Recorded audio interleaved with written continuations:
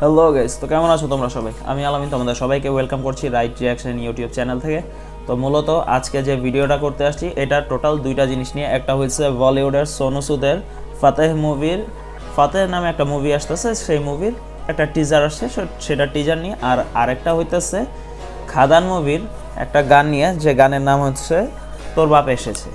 তো সর্বপ্রথম শুরু করে দিই আমি খাদানেরটা নিয়েই, দেবের। তো এটার কথা যদি আমি বলি, তো এই গানের যে ভিডিও যে কালার গ্রেডিংটা যেটা ছিল খুব ভালো ছিল। তারপরে যে গানটা ছিল, গানটাও ভালো ছিল, মোটামুটি ভালোই ছিল। এটা দেখা গেছে হিন্দু যে মানে আমাদের যে হিন্দু ধর্মে যে সব ভাই বোনেরা আছে তাদের জন্য, তারা দেখা গেছে বিসর্জন বা অন্য কোনো কিছুতে যদি যায়, তো ওই সব জায়গায় এই গানটা কাজে দিবে। গানটা মোটামুটি ভালোই দমদার আছে। তবে এই গানের ভিতরে কিছু কিছু পোর্শন আমার কাছে খুবই স্লো মনে হয়েছে। যাই হোক, আমি এক এক করে বলতেছি।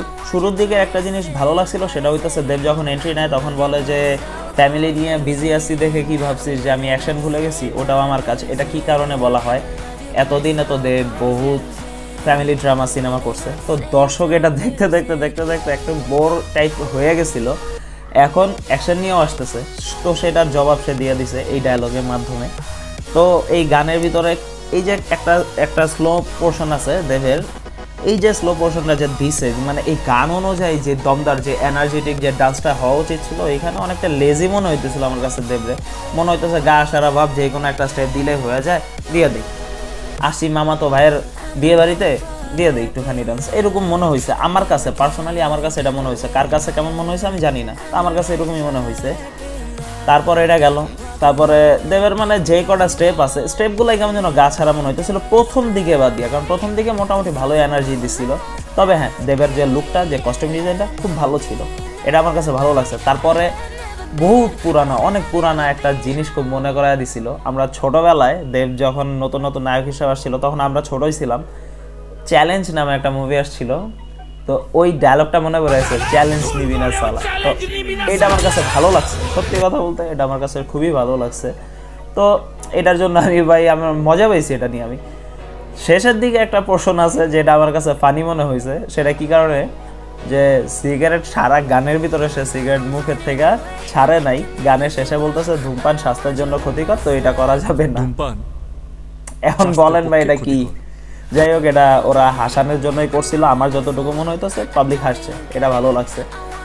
তো ওভারঅল যদি গানের কথা বলি, গানটা ভালো লাগছে, ভিডিওটা অত বেশিও ভালো লাগে নাই, কারণ দেবের ওই এনার্জিটা ওই জায়গায় ম্যাচ করে নাই, তো ওই কারণে আমার কাছে ভালো লাগে নাই।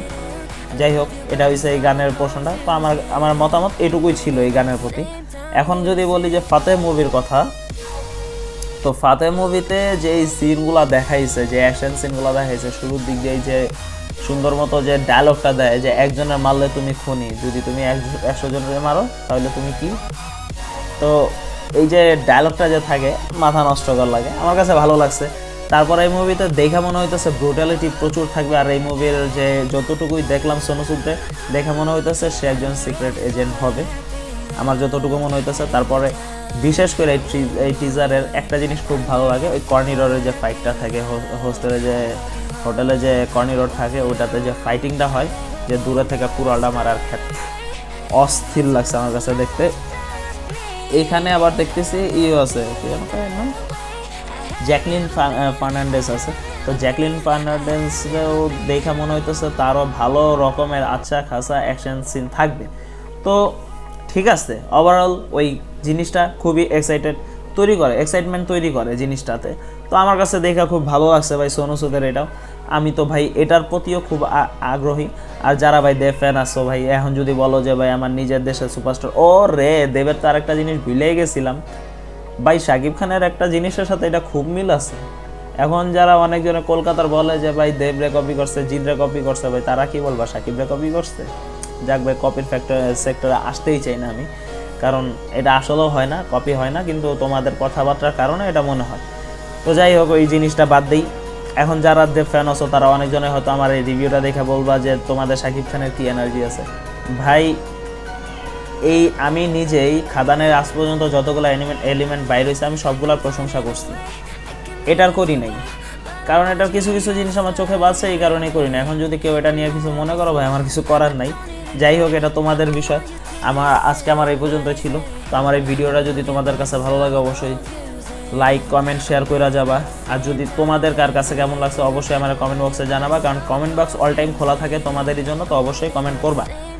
আর যদি আমার এই চ্যানেলে নতুন হয়ে থাকো, অবশ্যই তোমরা নতুন চ্যানেলটারে প্লিজ ভাই সাবস্ক্রাইব করে দিয়ে যাবা, বেল আইকনটা ক্লিক করে দিয়ে চলে যাবা, কোনো সমস্যা নাই, কারণ নেক্সট ভিডিও তো তোমাদের পাইতে হবে। যাই হোক, ততদিনে সবাই ভালো থাকো, সুস্থ থাকো, নিজের খেয়াল রাখো। আল্লাহ হাফেজ।